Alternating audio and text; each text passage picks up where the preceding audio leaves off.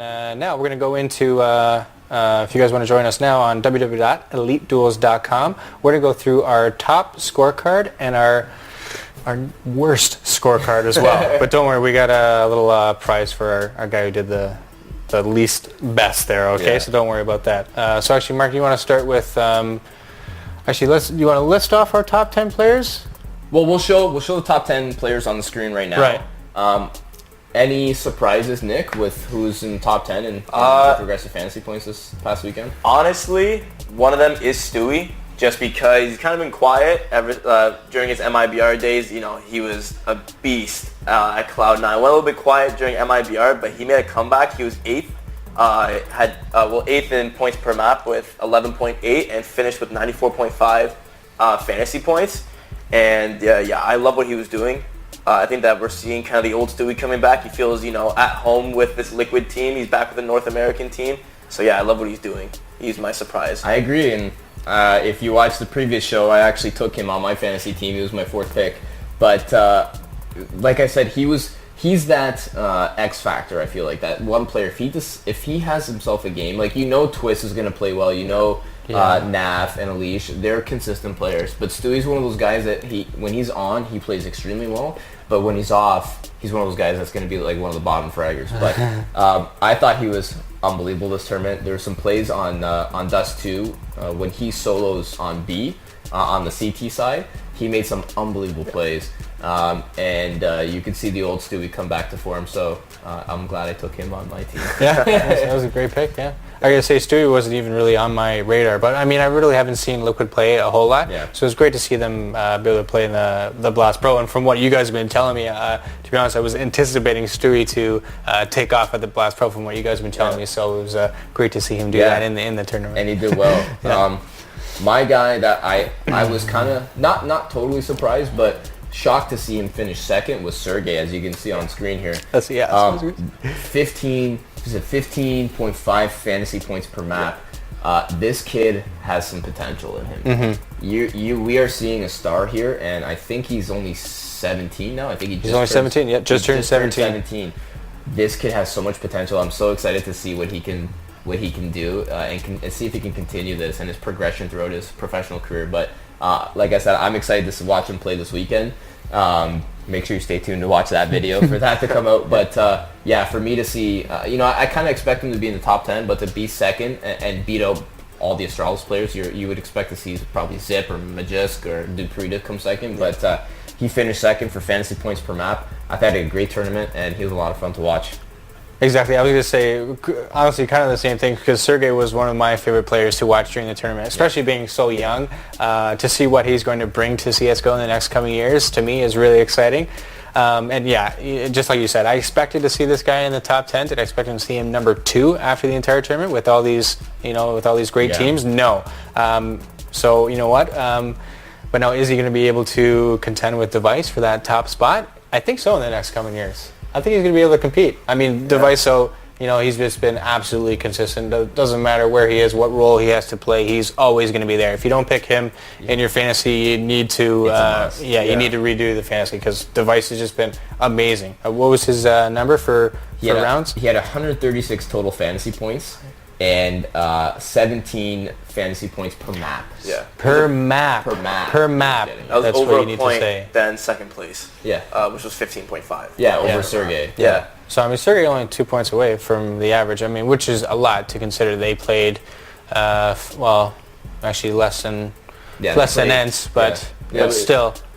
He was still a comparison. Yeah. He was fun to watch. I wouldn't be surprised if he can get himself contending for a top 5 player in the world this year. Yeah. Like I say, he still has a lot to grow into and a lot to learn, but so far everything looks so good for a player like him and at his age. So I'm excited to see what comes, and I'll be definitely keeping a close eye for my fantasy teams for the upcoming tournaments. And I want to say for myself, Elige was, he was a fragger. Oh my goodness, he was there to play.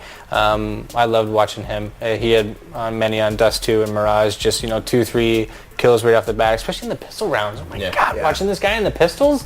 Oh, I'm gonna learn him for I watch him from all my pistol rounds because he was amazing. He started off the round just perfectly for his team, just taking out those 2-3 fast kills. And he just for the charisma for your team too. Oh my God, I thought Elige was amazing. I'm definitely going to consider him as a major factor in my next fantasy pick for sure. And just to quickly mention, 2 spots down from Sergey was Alexit, another ENS player, and right? Yeah, he was put up 14 points per map. So I think that quick mention to him, he had an unbelievable tournament, and just adding on to the ENS train and how well I think they're going to be doing in the future now.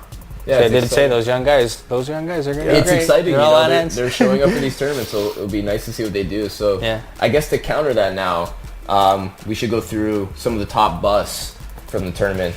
So we'll put the top 10 worst players for fantasy points this week. Justin, any surprises to see down there and such a bad performance? I would say for absolute bad performance, you know what? I hate to say it. I mean, we've been kind of saying it a lot, but I'm looking at everyone on MIBR. You know what? Pick a player. Yeah. And I'm picking one of those guys because they weren't there to perform at all during the Blast Pro. You know what? The one who actually did a little bit was Taco.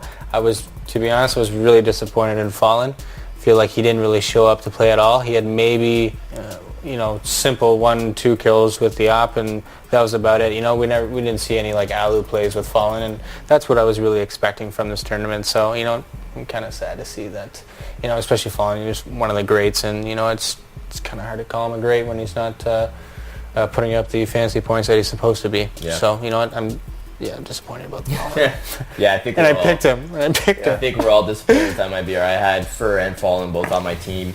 I expect them to go far in this tournament. Like we said, it was a bad performance, and we can I agree with you. You can pick out and pinpoint them as being their entire team just being poor for fantasy in general. Mm-hmm. One of the guys I have that was surprised because he played surprisingly well at the major, but then this tournament had a bit of a setback was Adren for FaZe. He was actually the 3rd worst player in the tournament when it comes to fantasy points per map. I thought in the major he looked like he fit into that team and brought a little bit of structure with him. Yeah. But this was definitely a regression from that. And, obviously FaZe looked off, but in my opinion, Adren, again, looked like he had a hard time finding his identity and his spot within the team. So he's my kind of upsetting player in performance of this past weekend. And staying with FaZe has to be Olof Meister. He was the worst performer of the entire tournament, averaging 4.4 points per map. And I don't know what's going on with him. Could it be age? I don't know, because this guy's an all-time legend.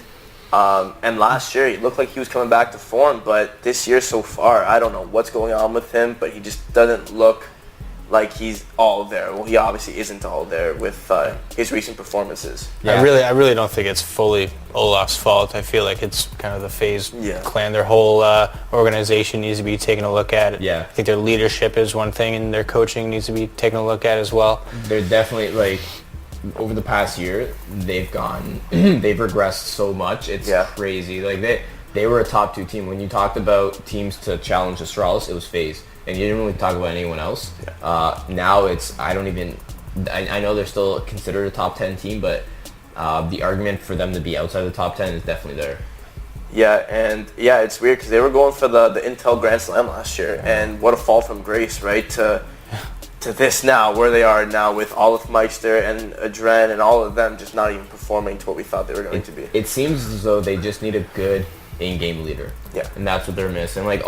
The thing is, with their team, all 5 have amazing potential and skill. I mean, we keep bashing on Olof Meister. He was one of the best players in the world when you look at 2015 and 2016. Unfortunately, in the last 6 months, basically when he took his break, we saw his performance drop significantly. So, and this tournament, he was actually the worst player in the entire tournament when it comes to fantasy points per map and total fantasy points. So, and we always talk too, there's so much individual skill on that team. They just can't get it together. Yeah, there was some bright spots, but overall, just, again, bad performance. Mm-hmm. Exactly. All right. Well, thanks, guys. I think that covers the I think are kind of oddballs throughout the Blast Pro Series. Just to wrap this up now, I'd like to go through.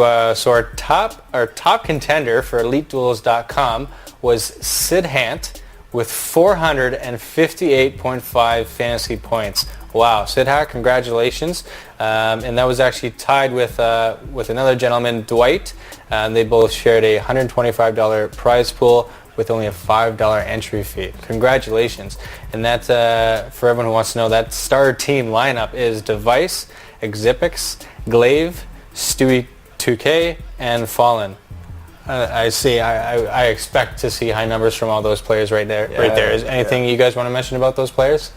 I'd say congratulations, the two teams there. And that was Sidhat and Dwight. You guys, they both the exact same teams. Yeah. Pick for pick. So they both take home $125. So congratulations. Elite Duels, just for that one contest this week, gave away over $1,200 in prizes. So again, congratulations, great teams. Star Series is up right now, so that's $1 entry. You can go draft your team at EliteDuels.com, and we'll be posting a video within the next week or so to discuss that tournament coming up. All right. And thank you very much, guys. That concludes this week's fantasy show, Elite Duels. Thank you very much, and we'll see you next week. This is Elite Duels, the world's first skill-based daily fantasy esports contest. Pick your team, play daily, win cash. With multiple daily contest types across your favorite games, manage your team by selecting from the highest rated Tier 1 players to the Tier 5 dark horses.